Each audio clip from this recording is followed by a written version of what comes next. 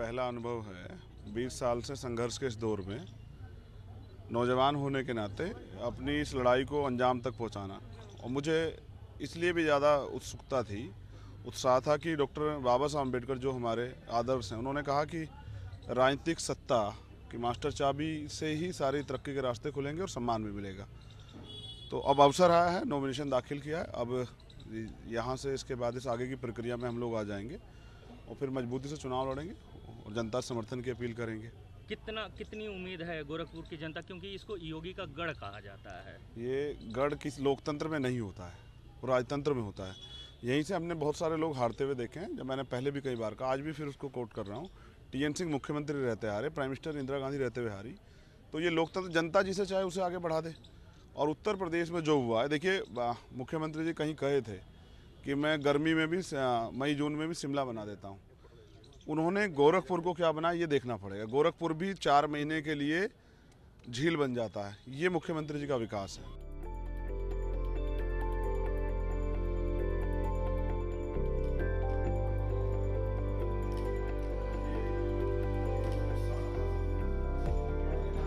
देखिए, पहला अनुभव है 20 साल से संघर्ष के इस दौर में नौजवान होने के नाते अपनी इस लड़ाई को अंजाम तक पहुंचाना। और मुझे इसलिए भी ज़्यादा उत्साह था कि डॉक्टर बाबा साहब अम्बेडकर जो हमारे आदर्श हैं, उन्होंने कहा कि राजनीतिक सत्ता की मास्टर चाबी से ही सारी तरक्की के रास्ते खुलेंगे और सम्मान भी मिलेगा। तो अब अवसर आया है, नॉमिनेशन दाखिल किया है। अब यहाँ से इसके बाद इस आगे की प्रक्रिया में हम लोग आ जाएंगे और फिर मजबूती से चुनाव लड़ेंगे और जनता समर्थन की अपील करेंगे। कितनी उम्मीद है गोरखपुर की जनता, क्योंकि इसको योगी का गढ़ कहा जाता है। ये गढ़ किस लोकतंत्र में नहीं होता है, राजतंत्र में होता है। यहीं से हमने बहुत सारे लोग हारते हुए देखे हैं। जब मैंने पहले भी कई बार कहा, आज भी फिर उसको कोट कर रहा हूँ, TN सिंह मुख्यमंत्री रहते हारे, प्राइम मिनिस्टर इंदिरा गांधी रहते हुए हारी। तो ये लोकतंत्र जनता जिसे चाहे उसे आगे बढ़ा दे। और उत्तर प्रदेश में जो हुआ है, देखिए मुख्यमंत्री जी कहीं कहे थे कि मैं गर्मी में भी मई जून में भी शिमला बना देता हूँ। उन्होंने गोरखपुर को क्या बनाया ये देखना पड़ेगा। गोरखपुर भी 4 महीने के लिए झील बन जाता है। ये मुख्यमंत्री जी का विकास है। तो गोरखपुर की जनता से युवा होने के नाते मैं अपील करूंगा कि मेरे जैसे बहुसंख्यक, जिनकी आबादी 60% ज़्यादा, वो युवा परेशान हैं, नौकरी के लिए, रोजगार के लिए तमाम तरह से समस्याएं खड़ी है, महिला सुरक्षित नहीं है। और अब मेरी जिम्मेदारी ये बढ़ती है कि मैं उनके सामने जाके अपने लिए वोट की अपील करूँ। तो अब ये भी देखना है कि क्या मेरी योग्यता जाति की वजह से तोली जाएगी या फिर मुझे मेरे काम की वजह से समर्थन मिलेगा, उस पर मैं काम करूंगा। लेकिन बीजेपी तो कह रही है कि गोरखपुर में बहुत विकास हुआ है। सिर्फ गोरखपुर की बात नहीं कर रहे हैं, जी, पूरे प्रदेश में बहुत विकास किया है। और आप कह रहे हैं कि उन्होंने विकास नहीं। जिस विकास को किया है उस पर वोट मांगे ना, फिर धर्म को बीच में क्यों ला रहे हैं? हिंदू मुसलमान की कब्रिस्तान शमशान की बात क्यों कर रहे हैं? आपने इतनी कंपनियां बेची है सरकारी, आप उस पर मांगिए। आपने सरकारी कर्मचारी को रिटायर कराया जबरदस्ती करके, सस्पेंड किया, उस पर मांगिए। आपने इतने लोगों पर राशुका लगाई, उस पर मांगिए। आपने तमाम तरह से भाईचारे को तोड़ने का काम किया है। तो आप 80-20 की बात करते हैं, नफरत की दीवारों को खड़ी करते हैं, तो आप उस पर वोट मांगिए। अगर आपने बहुत कुछ अच्छा किया तो उस पर वोट मांगिए। आज आपको जरूरत क्या पड़ रही है कि आपको धर्म की बात करनी पड़ रही है, आपको मंदिर की बात कर रही है? अगर आप आज भी राम मंदिर पर वोट मांग रहे हैं तो पिछले 92 से आप कर क्या रहे हैं? इसका मतलब आपने कुछ नहीं किया ना। और देखिए, अगर पूरी सेंटर की फौज यहाँ उतरी है तो कोई कारण तो रहा होगा ना। नौजवानों से पूछिए, महिलाओं से पूछिए, बच्चियों से, जो पढ़े लिखे शिक्षित बेरोजगार घूम रहे। महंगाई का आलम देखिए, गरीबों से पूछिए। भ्रष्टाचार से का जो आलम है, आम जनता से पूछिए कि क्या हाल है। एजुकेशन पे नहीं बात करेंगे मुख्यमंत्री, हेल्थ पे नहीं बात करेंगे। कोरोना काल में क्या नहीं है, यही तो एम्स और मेडिकल कॉलेज। हाँ, बहुत अच्छा, ये तो बहुत अच्छा सवाल किया आपने। शायद आपको इसके बाद इसका खामियाजा भुगतना पड़े।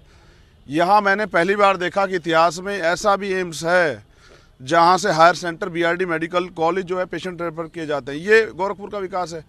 अगर दुनिया में कहीं, मतलब भारत की बात कर रहा हूँ, अगर हायर सेंटर किसी को भेजा जाएगा, कोई नेता भी बीमार होगा तो वो एम्स जाएगा, लेकिन यहाँ एम्स से पेशेंट जाते हैं हायर सेंटर के लिए, BRD मेडिकल कॉलेज। ये विकास है। और क्या क्या उसमें तैयार हुआ है, सिरप और सिरप जो हैं लोकार्पण हुए हैं।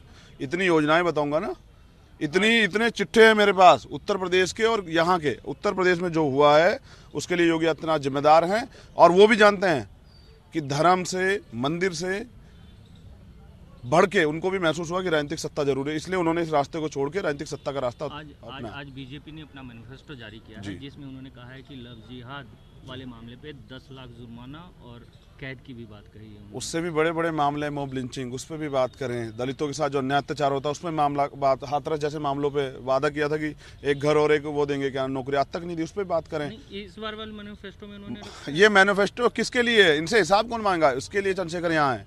2 करोड़ रोजगार देंगे प्राइम मिनिस्टर बोले, कहाँ है? आपने कह दिया योगी जी ने कि 80 लाख रोजगार देंगे, कहाँ है? आपका लेखपाल नेपाल भाग जाता है। झूठ की भी एक सीमा होती है। लोगों के वोट को ठगने के लिए राशन देने वाले मुख्यमंत्री और प्रधानमंत्री इतना बड़ा बड़ा फोटो लगाते हैं।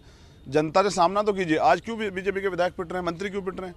क्यों जो है वर्चुअल रैली करनी पड़ी? कल प्राइम मिनिस्टर ने मेरा गरे जनपद के बराबर बिजनौर क्यों छोड़ा? धूप खिली हुई थी, मौसम खराब का बहाना बना के। जनता में बहुत विरोध है और इसका खामियाजा योगी आदित्यनाथ को भुगतना पड़ेगा। और योगी आदित्यनाथ की वजह से तो हुआ है। वो एक्सीडेंटल चीफ मिनिस्टर हैं, उनके नाम पे वोट नहीं लिया गया था, उनके नाम पे लिया गया था पिछड़े वर्ग के केशव प्रसाद मौर्य के नाम पे, और इसलिए बहुजन समाज के लोगों ने वोट दिया कि पिछड़े वर्ग का व्यक्ति मुख्यमंत्री बनेगा। छल किया बीजेपी के लोगों ने और फिर मुख्यमंत्री बना दिया योगी आदित्यनाथ को। तो आज क्या है, मैंने अपील की थी, आप चलाइएगा कि यहाँ के एसएसपी को हटाया जाए।